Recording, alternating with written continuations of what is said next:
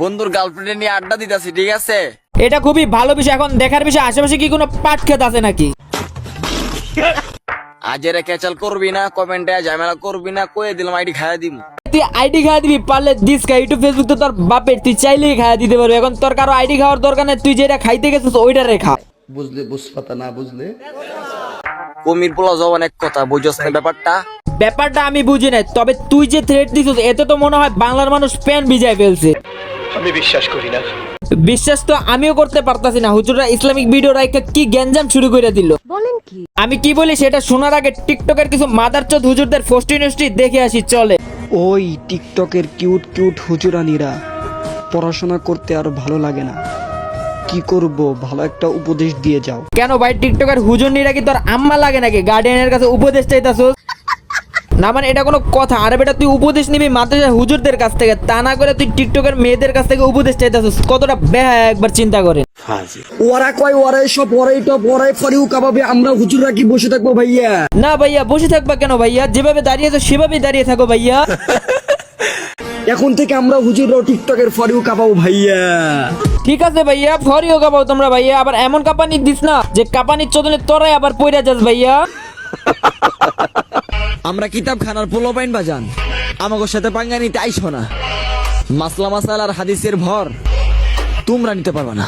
হ্যাঁ বুঝলাম, মাসলা মাসালা হাদিসের ভান নিতে পারবেন না, এগুলো তোরা নিতে পারো তগো কাছে রাখ। সাধারণ মানুষ তো না বুঝাছিল, আর তোরা তো বুঝাছিল। তাহলে চিন্তা করেন গাইস, বুদ্ধির অভাব কার? মাদ্রাসার ছাত্র ছাত্রীরা বাঘের মতো চলে না, সিংহের মতো চলে। বাইরে তোর এই কথা শোনার পর প্রচন্ড ভয় পাইছি। শুধু আমি না, সারা বাংলার মানুষ ভয় পাইছে। না মানে আপনারাই চিন্তা করেন কতটা বোকাচোদা হইলে এমন কথাবার্তা বলতে পারে। এটা বলার কিছু নেই। ভাবছিলাম ভালো হয়ে যামু, কিন্তু তোরা ভালো হতে দিলি না। টিকটকার হুজুরদের রূপ হচ্ছে এইটা, তারা উপরে অনেক ভালো, কিন্তু সত্যিকারে ওরা হচ্ছে একটা মাদারচোদ। Finally 5 million follower done. আমার না, ওমর ভাইয়ের। বাইরে ভাই এমন ভাবে এসে বলতাছে, আমি তো মনে করছিলাম ওনার নাকি 5 মিলিয়ন ফলোয়ার হয়ে গেছে।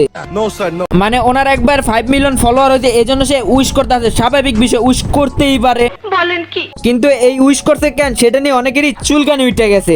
আপনার পিছনে একটা পিকচার লাগিয়ে বলেন কি আমার অমুক ভাই 7 মিলিয়ন ফলোয়ার ডান, আমার অমুক ভাই 10 মিলিয়ন ফলোয়ার ডান। আমি কারো সাপোর্ট করতেছি না, কিন্তু একজন আরেকজনকে উইশ করতেই পারে, কিন্তু সেটা নিয়ে তুই কথা বলতে পারোস না। আপনারা হচ্ছে ইসলামের শেহজাদা, আপনারা ইসলাম ক্রিমিনেট করবেন, আমরা আপনাদের কাছ থেকে শিখবো। ওরে আইছে আমার শিক্ষণীয় লোকটা। আরে ভাই, ওয়াজ মাহফিল তো তুই জীবনে কম শুনোস নাই, মানে হুজুরদের কথাবার্তা জীবনে তো কম শুনোস নাই। কি শিখছস? তোর কথাবার্তার বিহেভিয়ার দেখলেই বোঝা যায় তুই কতটা শিখছস। সঠিক বলেছেন, আপনার বুদ্ধি ভালো। ধমকি কারে দাও ভাইয়া?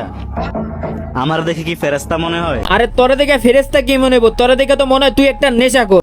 এই অপমান আমি সহ্য করব না। অপমান সহ্য না হলে ঘরের মধ্যে লিপস্টিক লাগায় বসে থাক।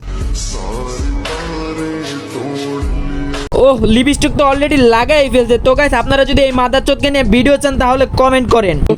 তোমরা ভিডিও বানাইলে দোষ নাই, আমরা হুজুররাই ভিডিও বানাইলে দোষ। আমরা হুজুরা ভিডিও বানাইতে পারবো না। আচ্ছা, আমি তোমাদের কথার সাথে একমত হইলাম। আজ থেকে আমরা ভাত খাবো, তোমরা খাইও না।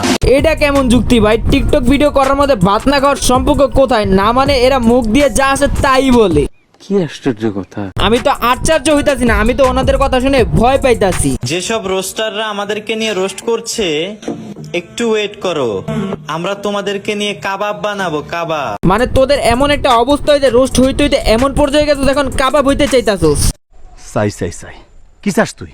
গাইস, আমার কোনো কিছু দরকার নেই, শুধু আপনাদের ভালোবাসা হইলেই চলবে। সো গাইস, আজকের ভিডিও এখানে শেষ। দেখা হচ্ছে নেক্সট কোনো ভিডিও। তখন পর্যন্ত still take care, bye by.